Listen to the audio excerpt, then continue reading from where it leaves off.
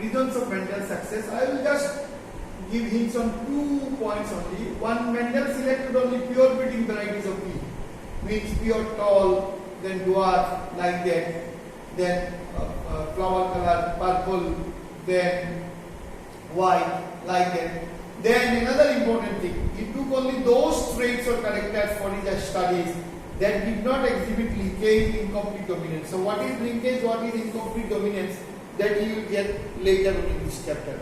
So now let me go to a new topic that is called genotype and phenotype. This comes in the exam. Genotype and phenotype. Now genotype, phenotype, then another one is homozygous, heterozygous. This I will give hints only. Genotype means what? Gene complement of an organism. Say TT. This is gene complement. Phenotype means external characters of an organism. Now, genotype we can determine by test cross. What is test cross coming? And phenotype can be determined by only observation, because phenotype actually it is an external character. Then another important point, genotype and phenotype always remain same. Suppose TT is a genotype, it will always give tall, and small t is genotype, it will always give dwarf. But phenotype, if we consider phenotype, suppose tall, phenotype and genotype may not be same. Say tall, genotype is capital T, or capital T small t. Here you see genotype is different for the phenotype. So what I said, that genotype is a gene complement of an organism, and phenotype I said the external features of an organism. Genotype can be determined by test cross, and phenotype can be determined by observation.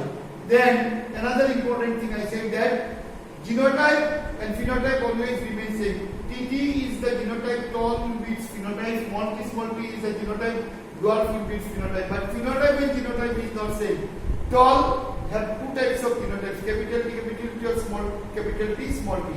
Another thing, genotype of an organism remains same throughout the life, but phenotype may change with the time and environment. May change with the time and environment. Suppose a boy or a girl, during infant stage he or she will look something different than the adult or adolescent one. There will be changes because of the environment.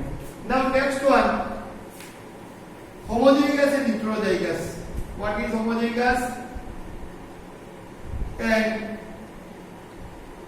another one is heterozygous. Homozygous, suppose here you see capital T, small t. So I said individuals having identical alleles are called homozygous. This T is identical to this one. I repeat, individuals having identical alleles are called homozygous, and individuals having dissimilar alleles, this is different to this one, are called heterozygous.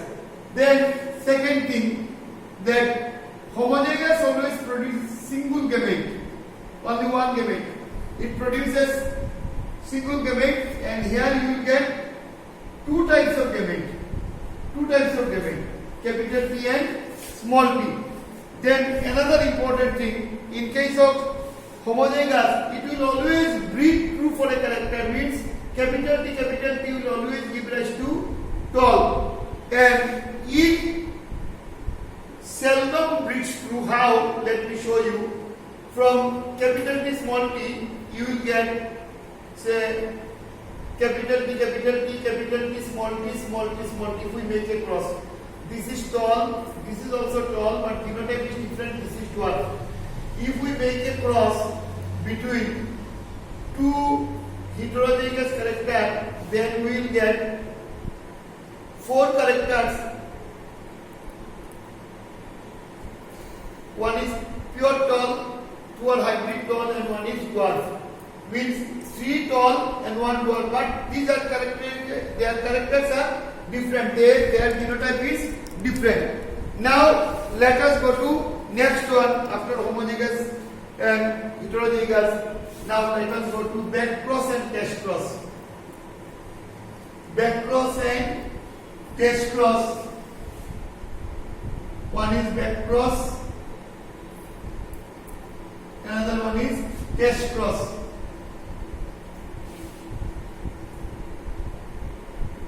Test cross.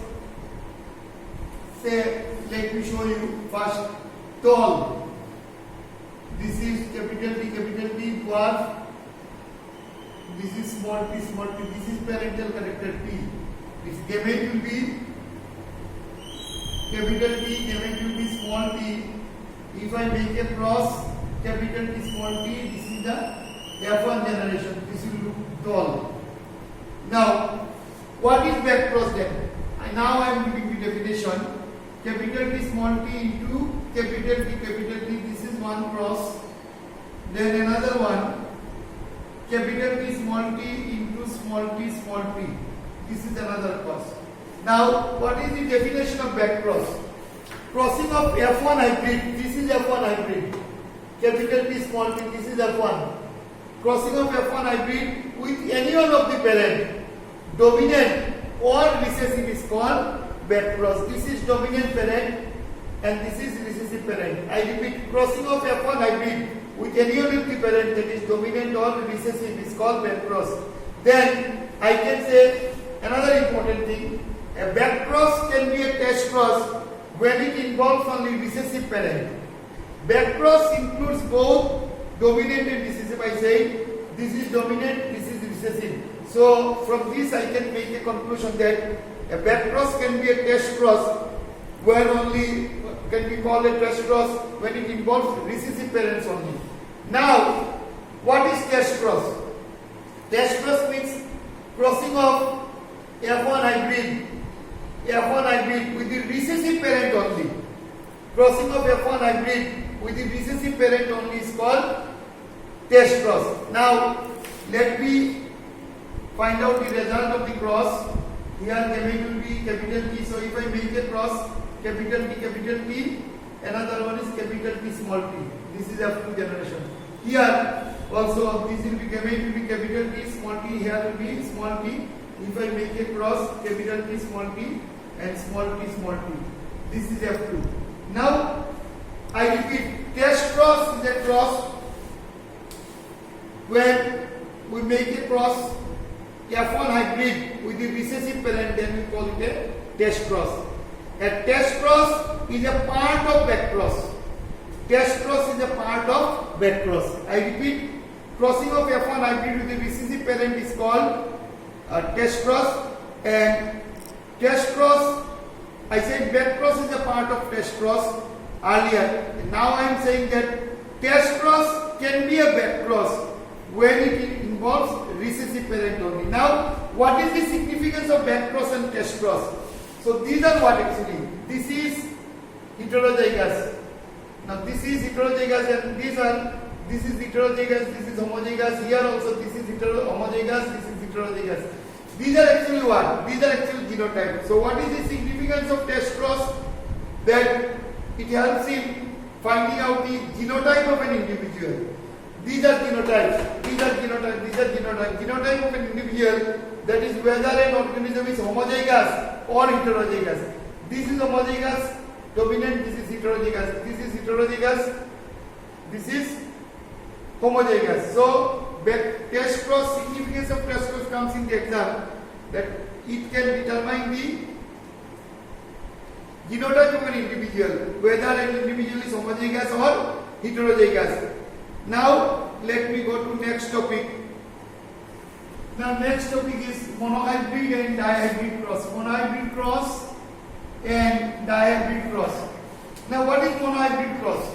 Monohybrid cross is a cross where you consider single pair of contrasting characters.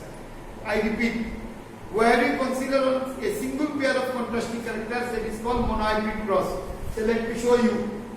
Tall, dwarf. So tall, this is parental character, P is parent, capital T, genotype, small t, genotype. Now gamete will be capital T and its gamete will be small t. Now if I make a cross, that will be capital T, small t. This is F1, this will be tall. And on selfing, F1 generation, we get capital T, then capital T, small t, then now you do small t, capital T, small t, and small t, small t. This is F2. This is tall, this is tall, this is tall, this is dwarf. And ratio, if you go through the ratio, this is 1, and these are 2, this is 1. So now I explain, let me explain.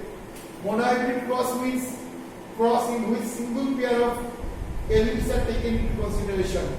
Here you see tall and dwarf. Tall is one character, 1, and dwarf is on, so together they are making a pair. So in F1 generation we will get all tall, and on selfing, this is we call selfing, means we will make a cross between tall and tall.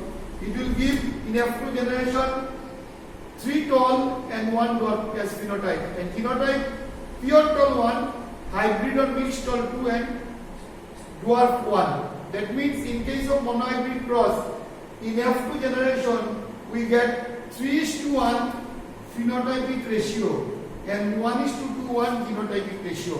Now, if I say, and with this monohybrid cross, first 2 laws of Mendel were proved. That is law of dominance. I am coming to that, law of dominance and law of segregation. And with dihybrid cross means what?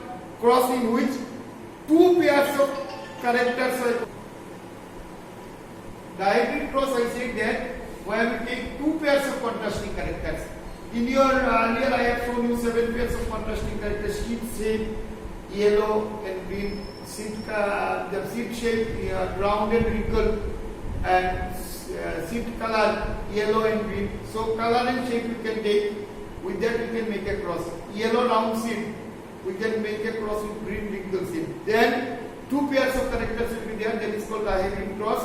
And with the dihybrid cross we can just prove Mendel's law of independent assortment. Now I will switch over to the laws of inheritance. So Mendel's, the first law is the law of dominance. Law of dominance. So cross I have already shown. Let me show the cross once again, then I will explain. Tall, dwarf, TT, small t, this parent, gamete will be capital T, gamete will be small t. Now if I make a cross, it will be capital T, small t, this will be F1 generation. This will look tall. So actually this is law of dominance. Now let me explain.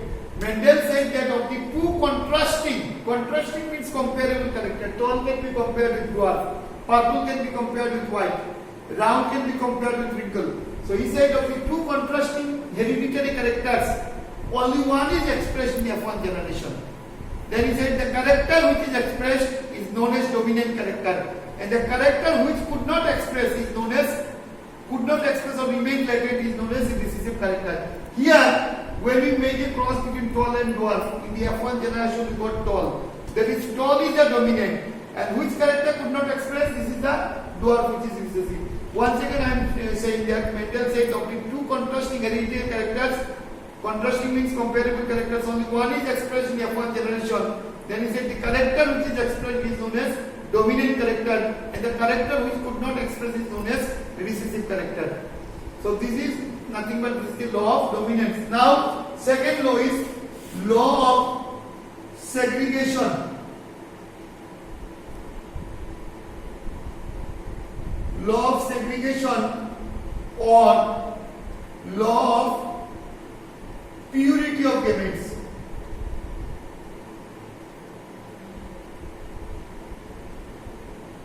Purity of gametes. So how he brought the conclusion, he made a cross between 2 F1, capital T, small t, this is called selfing. Then these I have done earlier. So first I will make a cross with capital T, then capital T with small t, then with small t, capital T, then with small t, small t. So this is F1, this is F2, tall, tall, tall, and last one is dwarf. So here genotype is 3:1, genotype 1:2:1. So what was the statement for this law? Mendel said the recessive character which could not express in F1 generation is not lost. It remained in the somatic cell or body cell of the dominant parent and reappeared in pure form in F2 generation. Reappeared or segregated means separated in pure form in F2 generation. That is why it is called law of segregation or law of purity of gamete. Means what? The recessive character was a dwarf plant which could not express in F1 generation and it remained in the body cell of the F1 generation, and in F2 generation it appeared in pure form. And in F2 generation we got 3:1 phenotypic ratio, 3 tall and 1 dwarf. And genotypic ratio pure tall 1, hybrid or mixed tall 2, 1:2 and dwarf 1. So this is law of segregation or law of purity of gamete. Now let us discuss on the third law of Mendel, which is called law of independent assortment. So you see in the first two cross, Mendel took one pair of contrasting characters. That's why I said earlier that monohybrid cross can be proved by prove law of dominance and law of segregation. Now Mendel tried to see what happens if two pairs of contrasting characters are taken at a time. So he took yellow round. Yellow is the color of the seed, round is the shape, and green wrinkle. So genotype is YYRR, capital Y, capital Y, capital R, capital R, and here genotype small y, small y, small r, small r. So gamete will be capital Y, capital R, one will be there, and here will be small y, small r. And if we make a cross, it will be capital Y, small y, capital R, small r, and it will be yellow round. Now, F1 will be same like a law of dominance. That means yellow is dominant here, round is dominant here, yellow is dominant over green and round over wrinkle. In F1 generation, all were yellow round.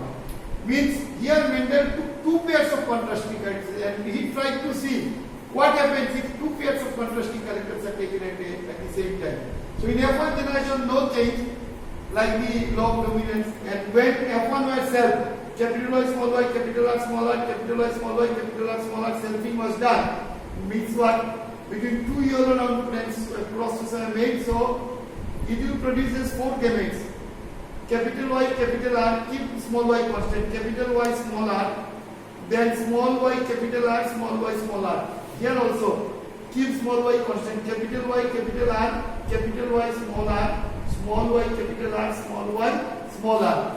Now, one kind of gamete will be treated as male and one will be treated as female. So 0 plus will be female and 0 arrow will be male. So I have shown here in Planet figure board. Capital Y, capital R. I have 4 gametes I have written here, 4 gametes I have written here. Now let me make a cross. Capital Y, capital Y, capital R, capital R. This with this one, then this with this one. Capital Y, capital R, small r, then this with this one. Capital Y, capital R, small r.